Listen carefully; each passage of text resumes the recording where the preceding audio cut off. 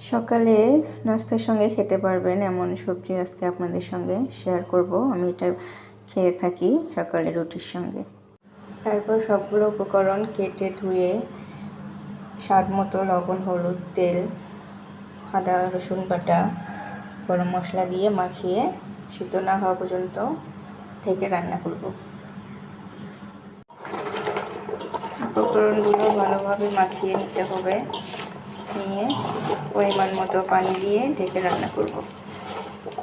বসিয়ে দিয়ে রুটি করার জন্য হালকা কুসুম গরম পানিতে কিছুটা লবণ মিশিয়ে আটার মিশ্রণটি ভালোভাবে মাখিয়ে নেব।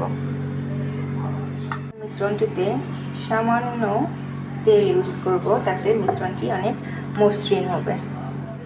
সরি টু সে, আমি আসলে রুটিটা গোল করতে পারি না। আমার মতো কে আছেন জানাবেন। ট্রাই করতে করতে শিখে যাব ইনশাল্লাহ, তবে অনেকটাই পারি আগের থেকে। আমার রুটিগুলো ভেজে ভেজে রাখছিলাম, সিদ্ধতে দিয়েছিলাম। নামানোর পরে অবশ্যই এটা তেলানি করে নেবেন। আমি নিয়েছিলাম, যেহেতু পেঁয়াজ ইউজ করেছিলাম, তো এখানে শুধু রসুন আর পাঁচফোড়ন দিয়ে আমি সবজিটিকে তেলানি করেছিলাম।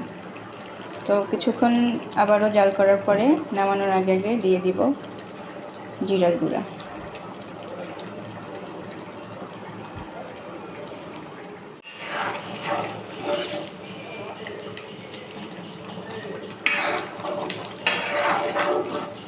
আমি আমার তরকারিতে শুকনো গুঁড়ার মরিচ ইউজ করি না, সবসময় ইউজ করি কাঁচা মরিচটা ইউজ করতে। এই জন্য হয়তো বা আমার তরকারির কালারটা একটু অন্য আসতে পারে। ডোন্ট মাইন্ড, এটা যার যার চয়েস আসলে। তো এই যে আমাদের সকালের নাস্তা রেডি। তো ধন্যবাদ এতক্ষণ সাথে থাকার জন্য।